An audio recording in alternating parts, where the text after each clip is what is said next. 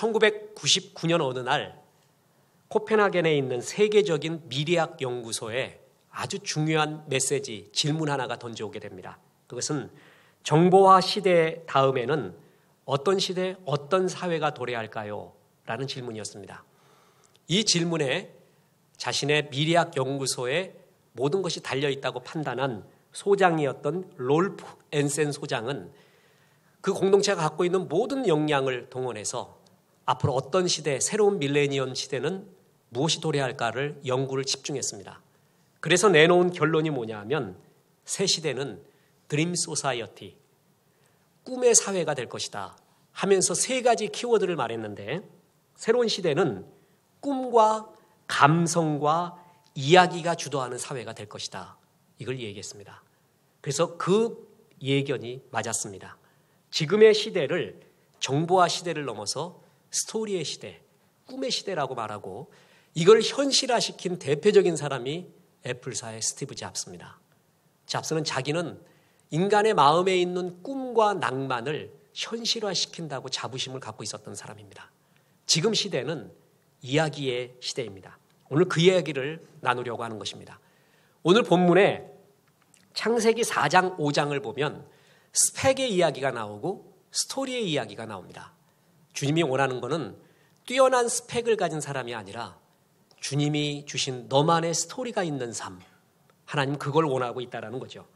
하나님을 떠난 가인의 후예에 대한 이야기가 창세기 4장에 나오는데 이들의 스펙이 대단합니다. 야발은 가축 찌는 자, 유발은 수금과 퉁소, 음악의 대가였습니다. 두발 가인이 나오는데 구리와 쇠를 잘 다루는 야철의 달인입니다. 한마디로 가인의 후예들은 뛰어난 스펙을 가지고 있는 사람들이 많았습니다.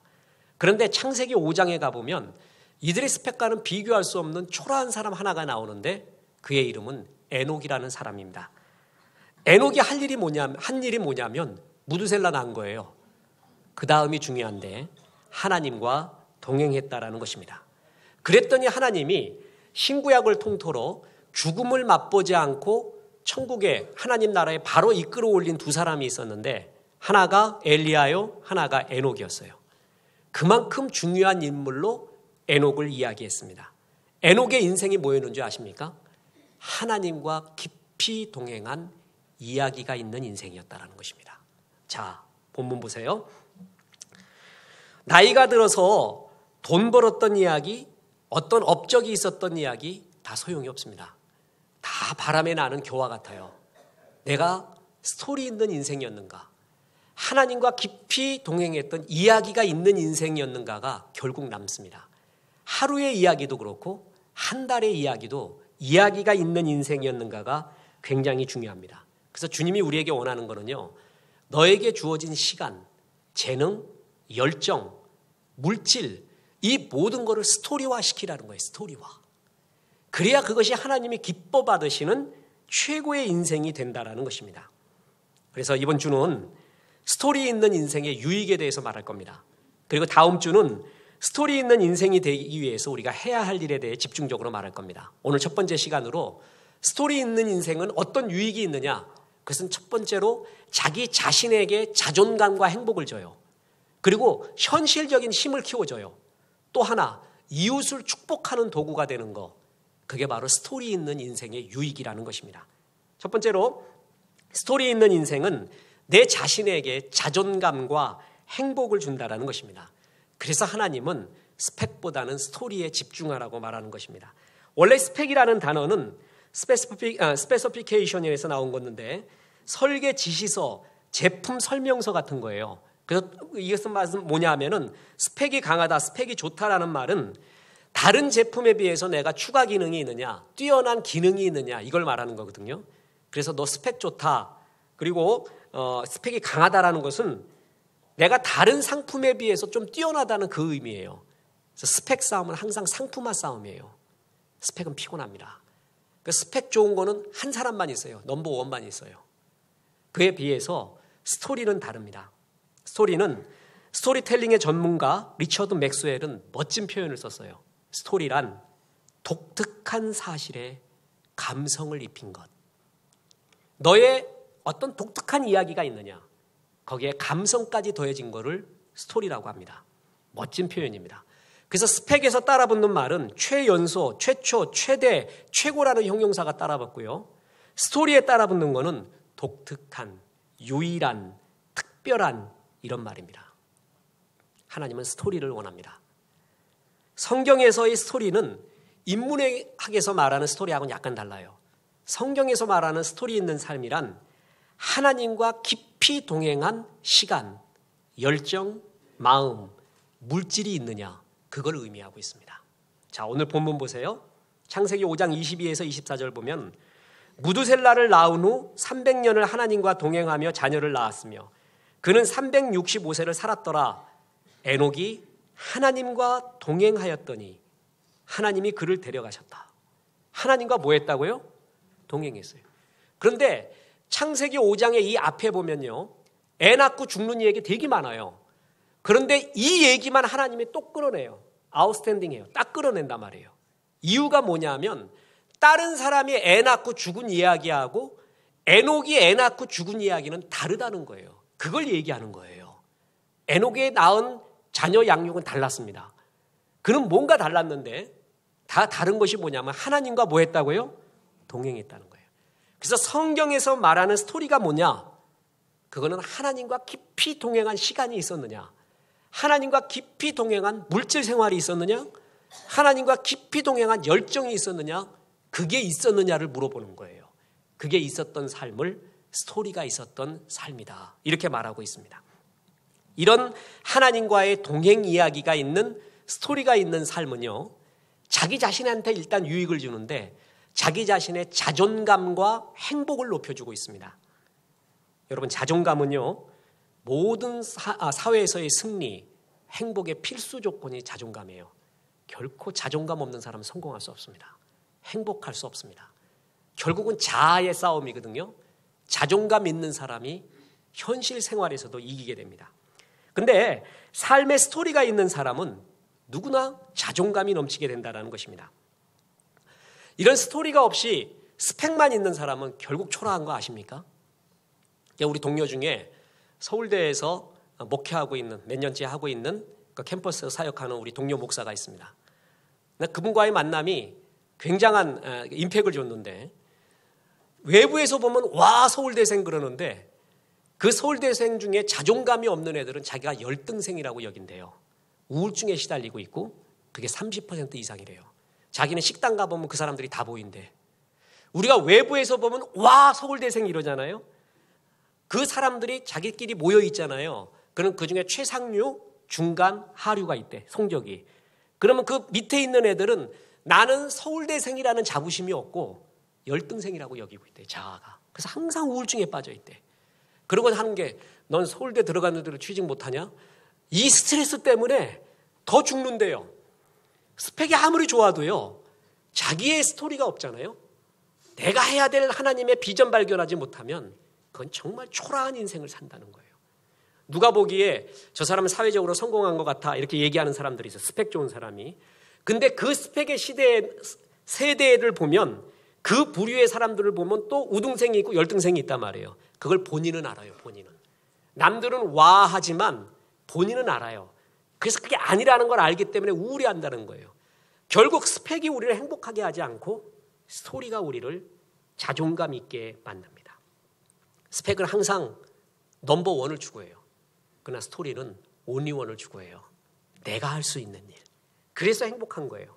아까 말했던 탈벤 사하르, 행복학 연구한 그 사람이 진짜 행복한 노년이 뭐냐? 노년이 정말 행복해지기 위해서 뭐냐? 스토리가 많은 사람. 내 삶에 대해서 이야기거리가 있는 사람. 그 사람이 정말 행복한 사람이라는 거죠. 그래서 하나님은 우리에게 스토리가 될 만한 기회를 많이 줍니다. 그 다음 시간의 주제가 이거예요. 그런데 응답하라 1988, 응답하라 스토리에 그 스토리에 응답하지 않는 사람이 제일 불행해요. 그래갖고 늘 하나님이 스토리화 시켜주려고 하는데 자기 스스로가 그걸 막아버려요. 이런 사람이 제일 불행한 인생을 결국은 산다라는 거죠. 그렇습니다. 스토리 있는 인생은 자존감이 넘쳐지고요. 내 스스로가 행복이 넘쳐요. 뿐만 아니라 스토리의 유익은요. 진짜 현실적인 힘이 있다는 거예요. 저는 이것 젊은이들에게 특히 야심 있는 사람한테 꼭 말해주고 싶은 게 진짜 힘 있는 거는 강한 스토리가 있는 사람이에요. 제 지금 선배들이 인사 담당에 있는 기업체에 있는 사람들이 있습니다. 물어보잖아요. 어떤 사람을 뽑습니까? 최종 서류에 올라온 사람은 다 도토리 키재기래요. 이 중에 진정성을 느끼는 사람을 뽑는데요. 진실한 사람. 여러분 진짜 최고의 대인관계 뭔지 아세요? 나 이제부터 잘 살려고 그래. 이제부터 사람한테 멋진 관계 맺으며 살려고 해. 진정성이 있어야 돼요. 진실한 사람은 좋아해요. 하나님 앞에 진실하잖아요. 그럼 사람들도 좋아하게 돼요. 하나님 앞에 진실하지 못한 사람이 사람들과의 대인관계에서는 진실해 보려고요? 그거 거짓말이에요. 그건 결국 빵꾸 나요. 바람에 나는 겨와 같아요. 세상에서도 이런 진심을 느끼는 사람이 이긴대요. 그럼 왜 그런 사람을 택합니까? 라고 말했더니 진정성이 있는 사람이 자기 스토리가 있는 사람이래요. 자기의 스토리가 있는 사람이 진정성이 있대요. 이런 사람이 정말 힘이 있습니다. 시골 의사라고 유명한 박경철 씨라고 책과 강연을 많이 썼죠. 이 사람이 취업 준비생한테 모 방송국에서 강연한 적이 있습니다. 이때 이런 얘기합니다. 스펙만 화려할 뿐 자기만의 이야기가 없는 사람은 취업이 어렵습니다. 이런 사람 취업해도 결국 성공 못합니다. 그러면서 자기의 친한 모 기업의 인사 담당자의 말을 전하는데 이렇게 합니다. 인사 담당자가 이렇게 했대요. 스펙만 좋고 스토리가 없는 지원자들을 보면 부모 등골만 빨아먹은 사람이란 인상만 받을 뿐이다. 부모가 잘해갖고 스펙만 좋았지 저 자기의 이야기도 없고 아무 주체성도 없대요. 스펙이 곧 사업의 성공과 회사의 유익으로 이어지지 않더라는 거예요. 많이 경험해 보니까. 자존감이 있고 스토리 있는 애가 결국은 이기더라 이거예요. 현대는 스토리의 시대예요. 이 스토리가 힘이 되는 시대예요. 그래서 우리가 이제 설 연휴 때 모처럼 가족과 함께 인사동 쌈집골목을 갔습니다.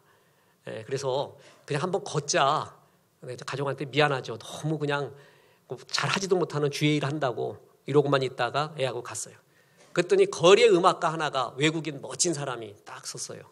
바이올린 키면서 거기에 바이올린 통에다가 이제 이렇게 1,000원짜리 이렇게 있어요. 이제 해달라는 거죠. 무슨 음악을 하나 하고 봤더니 로렐라예요. 로렐라이. 아세요? 따라라라라라라. 그건 다 통하거든. 로렐라이는 독일 사람이나 프랑스 사람이나 미국 사람도 다 통해요. 그걸 해놨더니 사람들이 알아들어요. 여러분 로렐라이 가보셨어요? 가본 사람들 말로는 돌덩이 하나 있대. 아무것도 아니래. 세느강 가보셨어요? 또랑보다 조금 크대요. 진짜 이쁜 건 우리 한강이래. 근데 왜 세느강 그러면 낭만이 생각나고 로렐라이로 왜 가보고 싶어요? 거기에 스토리가 있기 때문에 그래요. 그게 스토리의 힘이에요. 이야기가 스며 있으면 그거를 갖다 가지고 싶은 거죠. 흔한 공원의 벤치라도요. 누가 앉았었다. 유명한 누가. 그러면 그게 이야기거리가 돼서 나도 너도 다 앉아. 보랏빛 소가 온다. 그러니까 유명한 책입니다. 거기에 미국 샌프란시스코에 있는 피닉스 호텔 이야기를 하는데 샌프란시스코 외곽에 있대요. 이게 호텔도 아닌 것이 모텔도 아닌 것이 시설도 그렇고 교통도 영 후지돼요. 근데 이 CEO가 그 피닉스 호텔을 최고의 호텔로 만들어버립니다. 이유가 뭔지 아세요? 돈 확 들여가지고 로큰롤의 제왕들을 다 모셔 호텔에. 그래갖고 이야기를 퍼뜨린 거예요. 로큰롤의 제왕 ABC가 왔던 곳, 거기서 먹었던 커피, 무슨 자리. 이게 소문나서 색다른 체험을 하려는 사람들이 거기 다 와요. 그래서 그 호텔은 피닉스 호텔이 아니라 로큰롤 제왕 호텔이에요. 그 사람들과 그걸 공유하고 싶다는 거죠. 아무것도 아니에요. 뭐만 퍼뜨린 거예요? 이야기 퍼뜨린 거예요. 그게 현실의 이야기의 힘입니다. 이 대표적인 게 우리나라에서도 뭐예요? 남이섬이에요. 남이섬. 아시죠? 남이섬 그러면 지금 그 하루에 얼마 버냐 이런 건 얘기를 말아야 돼요. 우리가 기가 죽어요. 근데 너무 감사한 거는 70~80%가 중국과 일본 관광객 통해서 번다는 거예요. 가보면은 옛날 길 없어요. 뺀들뺀들해요 길이. 아스팔트 같아 너무 많이 다녀서. 거기에 대표적인 게 겨울연가인가요? 뭐 배용준 씨하고 또 최지웅과 김지웅 씨인가요? 해가지고 거기 뭐 거시기 그냥 야리꾸리하게 서 있고 뭐 이게 눈 내리고 메타세콰이어 있지 않습니까? 그 메타세콰이어 만들어 놓고 여기에 이야기를 만든 거예요. 그러면 이거는 남이섬의 메타세콰이어 길이 아니라 배용준 씨, 최지우 씨의 겨울연가가 있는 곳이에요. 그게 이야기예요, 이야기. 그거 보러 가는 거예요, 그거 보러. 그게 완전히 이야기의 힘이죠. 저는 지금 광고를 굉장히 좋아합니다. 이게 굉장히 신나요. 광고 카피나 광고의 이야기를 들으면 좋아요. 그래서 광고학까지 공부해요. 재밌어서. 우리 교회에도 이런 광고하시는 분이 있습니다. 옛날 광고는 정보를 전하는 거예요. 지금 광고 그렇게 해갖고는요, 망해버립니다. 지금 광고는 뭔지 아세요? 이야기예요, 이야기. 사람이 그냥 이해하게 만들어요. 내 이야기를 거기에 싣는 거예요. 그게 지금의 광고의 시대라는 겁니다. 여러분, 설교도 그래요. 강연도요, 뭐 이렇게 주일 설교는 뭐 30분, 40분 정해졌지 않습니까?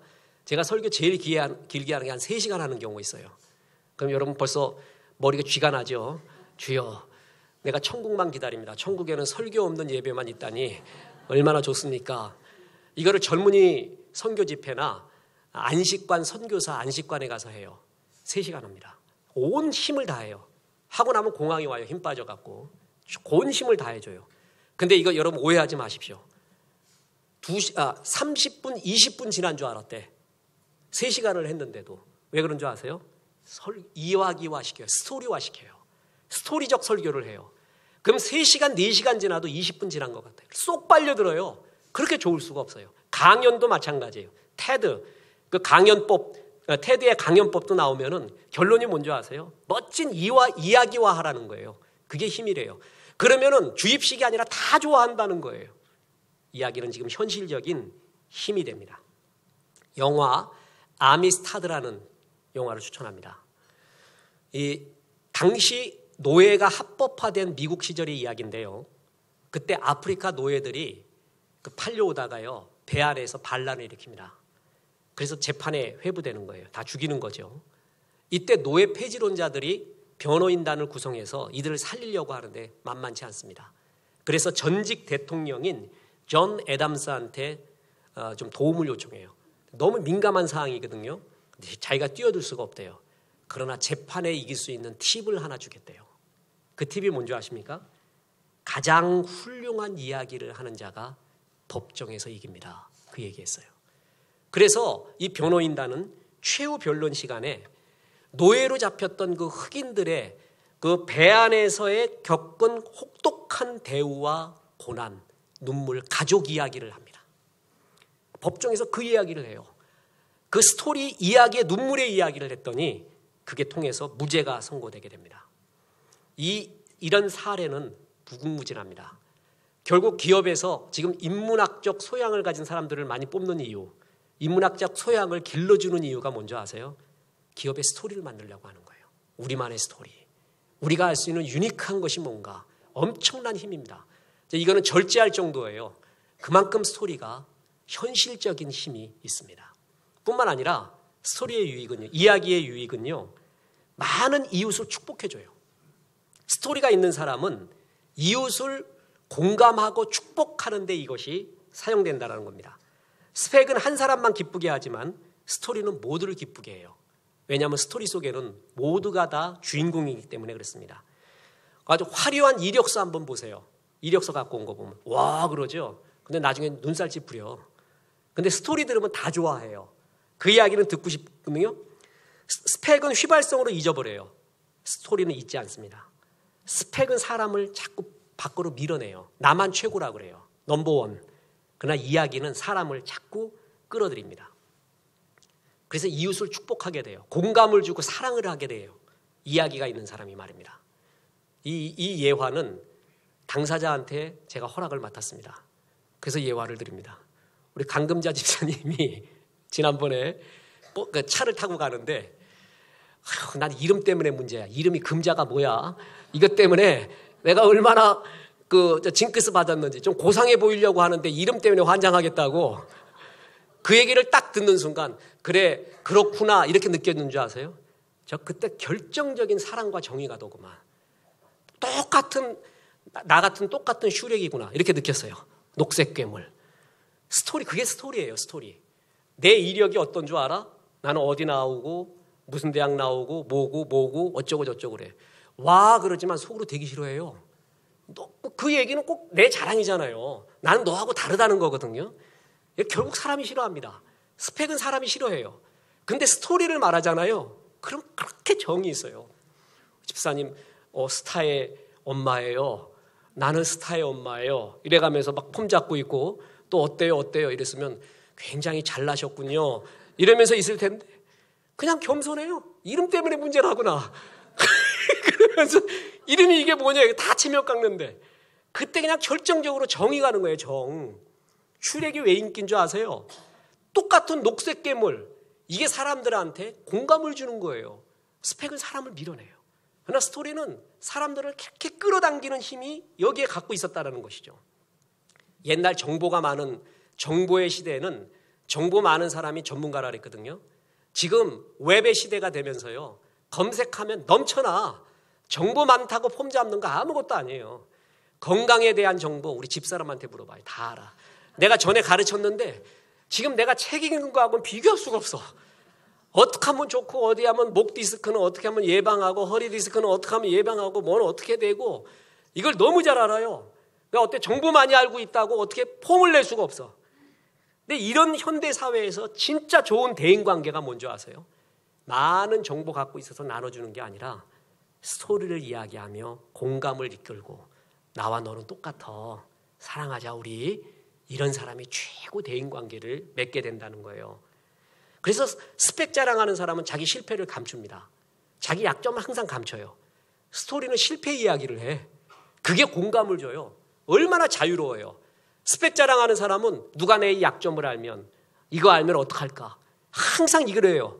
스토리는 이것 때문에 이런에도 불구하고 하나님이 날 사랑하셨어. 날 이렇게 줬어. 얼마나 자유로워요. 여러분 이웃을 끌어당기는 힘은 바로 여기에 있다는 것입니다. 그렇습니다. 여러분 하나님 앞에 이야기가 있는 인생은 자기 자신의 자존감이 높아지고 행복이 넘쳐요. 현실적인 힘도 있고요. 이웃을 끌어당겨요. 그러나 이런 스토리가 없는 인생 그것은 허망해집니다. 바람에 나는 겨와 같습니다. 오늘 본문 창세기 5장은요. 하나님을 떠난 인간의 계보예요. 그런데 이 창세기 5장 읽으려면 인내가 있어야 돼. 계속 누가 낳고 죽었대. 이게 계속 이어져요. 이 얘기는 그 사람들도 얼마나 할 얘기가 많을까요? 인생에 대해서. 어떤 사람도 자기 인생은 3박 4일 아니에요. 이야기하려면은. 근데 하나님이 아무것도 안 들어요. 안 듣기로 해요. 너 인생 낳고 죽었대. 낳고 죽었대. 그 얘기가 뭐예요? 네 인생엔 스토리가 없다는 거예요. 네가 보기에는 스토리 있는 것 같아도 하나님 보기에는 아무 스토리가 없다는 거예요. 시편에 보면 모세의 시편이 나와요. 다윗의 시편도 아름답지만 이 모세 한 편의 이 시편이 얼마나 인생의 예지력을 말하는 깊은 통찰력이 있는지 모릅니다. 거기에 시편 90편 10편에 이런 구절이 나옵니다. 우리의 연수가 70이요 강건하면 80이라도 그 연수의 자랑은 수고와 슬픔뿐이요 신속히 가니 우리가 날아가나이다. 70, 80 살았는데 너 나이 먹은 거 자랑이 뭐냐 그랬더니 아휴 고생했지 수고했지 탄식이었어. 이런 얘기는 어느 때 나오는 줄 아십니까? 스토리가 없을 때 나오는 얘기예요. 주님이 20대에 나와 동행했어. 30대에는 이렇게 동행했지. 40대에는 이랬어. 50대는 이렇게 일끌더구만. 스토리가 있는 사람은 늙지는 않습니다. 항상 그 어느 때건 푸르나요. 근데 스토리 없는 인생 살면요. 나이 먹은 게 탄식밖에 없대. 이야기할 게 없다라는 인생이에요. 바로 그렇습니다. 사사기 우리 강해를 하지 않았습니까? 이 사사기의 주인공은 사사가 아닙니다. 확실하게 말할 수 있습니다. 사사를 주인공으로 두면 안 돼요. 못난 사사 뒤에 역사하는 하나님 이야기가 주인공이거든요. 그 사사 중에서도요. 목사님들이 제일 설교를 안 하는 게 사사기 12장이에요. 교훈을 끌어낼 게 없어. 근데 12장에 저는 제일 교훈을 얻어요. 제일 못난 사사 둘이 나와요. 그 사람의 이름이 입산 압돈이라는 사람인데 이 사람이 한 일 한번 보십시오. 사사기 12장 8절에서 10절에 보니까 그 뒤를 이어 베들레헴의 입산이 이스라엘의 사사가 되었더라. 그가 아들 30명과 딸 30명을 두었더니 그가 딸들을 밖으로 시집 보냈고 아들을 위해서는 밖에서 여자 30명을 데려왔더라. 그가 이스라엘의 사사가 된 지 7년이라 입산이 죽음에 베들레헴에 장사되었더라. 끝. 아무것도 없어. 나라 구하고 무엇인가 하라 그랬는데 이 사람이 한 거는 애 60 낳았어요. 아들 30, 그 다음에 딸 30. 좋아요. 그런 거 할렐루야 하고 낳는 거 얼마나 좋아요. 능력 있으면 낳는 거예요. 그런데 할 일이 뭐냐 하면은 아들을 위해서는 딸들을 갖다가 외국에서 데리고 오고 딸들은 외국 시집 보내는데 자기 인생 다 썼어요. 좋은 아버지죠. 스토리가 없는 아버지예요. 사사는 스토리가 있어야 돼요. 이게 인생이냐고. 이야기가 없는 인생이었어요. 더 한심한 사람 나와요? 그 뒤에 13절 14절 보니까 그 뒤를 이어 비라돈 사람 힐렐의 아들 압돈이 이스라엘의 사사가 되었더라. 그에게 아들 40명과 손자 30명이 있어 어린 낙이 70마리를 탔더라. 압돈이 이스라엘의 사사가 된 지 8년이라. 끝. 이게 뭐냐면요, 이 사람은 아들 30, 손자 40 있어갖고 얘네들이 전부 나한테 그레인저 사줬대. 그래서 내가 그레인저 70대다? 그게 인생이야. 아무것도 아니에요. 정말 한심한 인생이에요. 스펙 자랑만 해요. 스토리가 없어요. 하나님이 왜 이런 사람을 내놓는 줄 아세요? 아무것도 아닌 인생을 보여준 거예요. 바울 사도가 시편에 저주시라는 걸 인용합니다. 저는 이 저주시를 허락한 하나님의 섭리가 굉장히 크거든요. 특히 다윗의 저주시는 막 구구절절한 거 많아요. 저는 어떨 때 그거 보면요 속이 시원해요. 이해가 되는 게 많거든. 어떨 때 막 기도할 때 홍길동을 몇 가지를 비틀어버리고 뭐 별 생각도 다 나요. 그 가는 길마다 다 막아주시고 다윗이 했던 거를 내 마음인 양 해가지고 그대로 할 때도 있어. 어떨 때는 주님 다윗이 했지요. 제 마음은 아닙니다. 그러면서도 속으로는 통쾌해. 이게 저주시거든요. 그래서 바울이요 시편에 나와 있는 저주시를 다 모아서 최고의 저주시 하나를 인용합니다. 대개 저주시라고 하면 그놈 매가지를 발모가지를 내지는 일 막히고 이런 건 줄 알거든요. 다윗이 했던 저주시 중에 최고의 저주시를 바울 사도가 인용하는데 그게 로마서에 나옵니다. 거기에 11장에 이렇게 나옵니다. 8절에서 기록된 바 하나님이 오늘날까지 저희에게 혼미한 심령과 보지 못할 눈과 듣지 못할 귀를 주셨다함과 같으니라. 또 다윗이 가로되 저희 밥상이 올무와 덫과 거치는 것과 보응이 되게 하옵시고 저희 눈은 흐려보지 못하고 저희 등은 항상 굽게 하옵소서 하였느니라. 저희 밥상이 올무와 덫과 거치는 것과 보응이 되게 하옵시고 밥상이 저주가 되게 하래요. 이게 밥상 저주시거든요. 이 시를 쉽게 설명하겠습니다. 하나님 저들에게 어려움 주지 마세요. 잘 되게 해주세요. 뭐든지. 오직 잘 먹고 잘 사는 밥상의 일에 매달리게 해주세요. 그렇게 평생 헛된 거를 추구하다가 종국에도 깨닫지 못하고 그냥 죽도록 해주세요. 그게 최고의 저주예요. 오직 내 밥상 어떻게 하면 편안할까? 잘 먹을까? 거기에 모든 신경 쓰게 해주십시오. 그래 잘 되게 해주십시오. 스토리 하나도 없는 인생. 아까 말했던 사사와 어리석은 사사와 같은 인생. 이건 정말 허무하고 최고의 저주의 인생이라는 것입니다. 여러분 이런 인생 혹시 살지 않았습니까? 스토리가 스펙을 이긴다. 김정태라는 사람이 썼는데요. 좋은 책입니다. 크리스찬으로서 이런 크리스찬적인 강연도 많이 하고 있습니다. 대학원에서 국제기구를 전공하고 이야기하는 끝에 자기의 결혼식 스토리를 말하는데 사람이 결혼식은 다 잊어먹는데요. 그리고 결혼식 비디오도 거의 안 본다며요. 조금 보다가 이제 다 안 본대. 근데 자기의 결혼식은 자기와 이웃들이 다 기억한대요. 결혼식이 스토리가 됐대요. 그러면서 하는 말이 인생 자체가 스토리가 돼야 된다. 왜 스토리가 됐냐 하면 그 결혼식 청첩장을 재활용지를 사용했습니다. 그래서 거기에 이렇게 썼습니다. 본 청첩장은 재활용지를 사용했습니다. 이로 인해 수십 그루의 나무가 이 결혼을 함께 기뻐합니다. 아시겠죠? 스토리예요 그게. 또 하나 하객들한테 선물을 줄 때요. 공정무역 커피인 히말라야 선물이라는 커피를 줬대요. 공정무역 아시죠? 그 생산한 자에게 제대로 된 대우를 해주자. 비싸더라도 뭐 하더라도 그 사람한테 돌아가게끔 이렇게 대우해주자. 이렇게 갖고 공정무역이라는 것이 있습니다. 히말라야 커피 그거를 티팩에 넣어서 주면서 이 커피는 바로 그 수고한 그 노동자 힘든 그 제3세계 사람들에게 도움을 주는 겁니다. 잘 기쁘게 먹으세요. 그걸 넣어줬대요. 그 뒤에 그 커피 주문하는 그냥 그 주문이 쇄도했다고 합니다. 그 일로 인해서 결혼식이 스토리가 된 겁니다. 결국은 이런 기가 막힌 하나님의 창의적인 스토리가 독특한 스토리 있는 사람들이 이겨간다는 거예요. 어떤 사람이 강한 사람인 줄 아십니까? 스토리가 있는 사람이에요. 어떤 가정, 어떤 교회가 강한 줄 아십니까?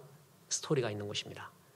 저희 교회는요, 건축을 할 때 건축을 위한 특별 집회, 특별 부흥회, 특별 새벽기도 같은 걸 하지 않았습니다. 이유가 뭐냐? 저는 성도님들의 성숙을 밀었어요. 물론 그거 한다고 미성숙한 건 아닙니다. 여러분들이 성숙해 있어요. 그런 거 안 해도 된다. 우리 일상을 아름답게 꾸미고 잘하자.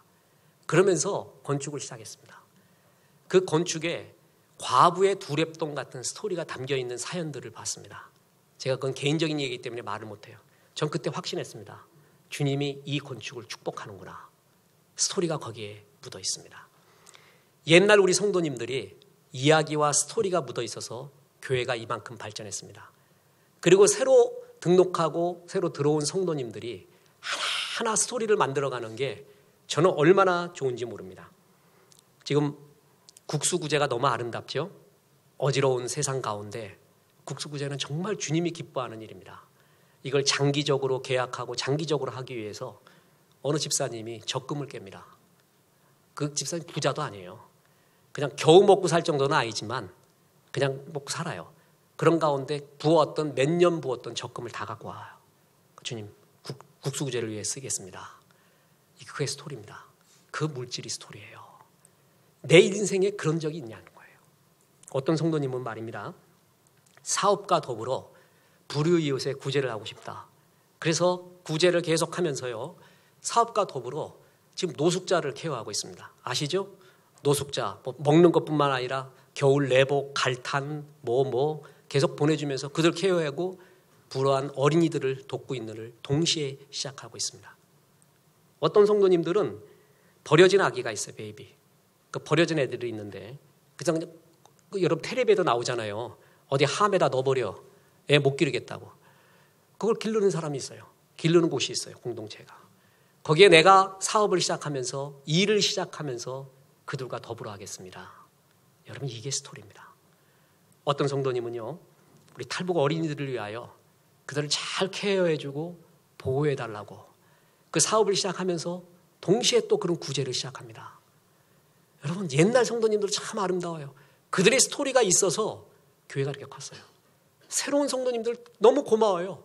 어떻게 이렇게 이런 하나님의 마음을 품고 이런 일을 시작하냐 말이죠. 이런 교회가 강한 교회예요.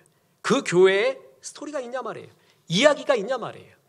이런 사람이 결국은 승리하게 됩니다. 이제 결론을 말씀드립니다. 제가 잘 인용하고 있는 프린스턴 대학의 블랙우드 교수.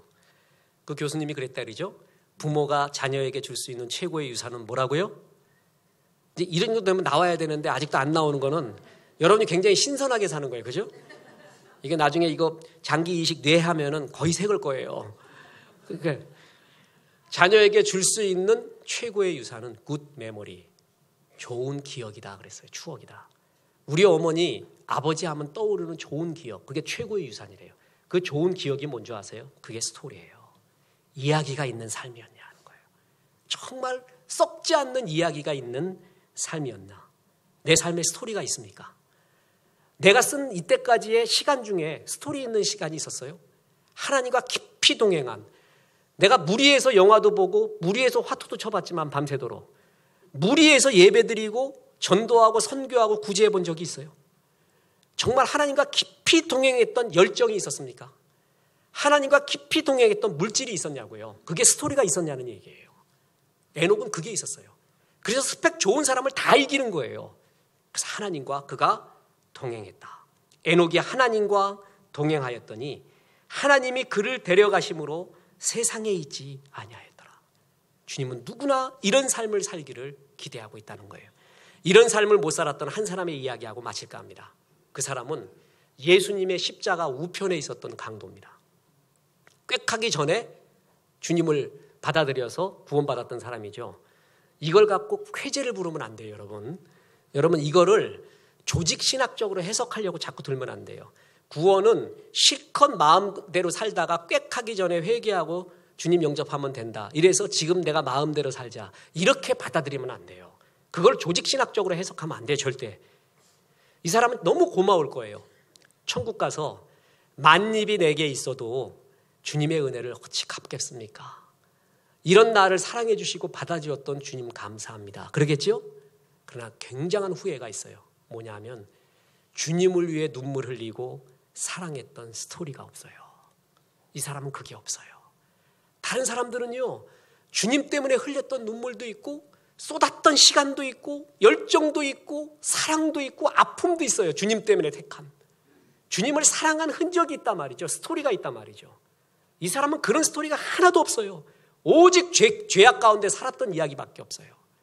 정말 불쌍한 사람이에요. 천국에서도 제일 초라한 사람이에요. 묻습니다. 스토리가 있는 삶이었습니까?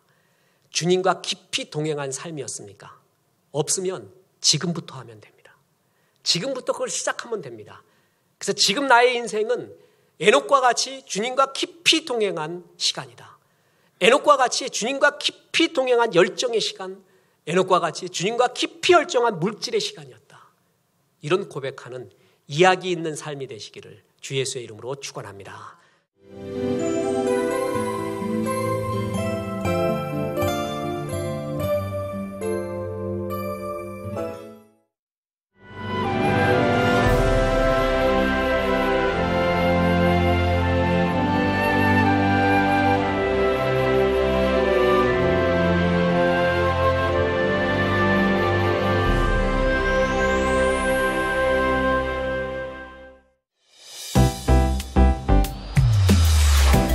이어서 광교 지구촌교회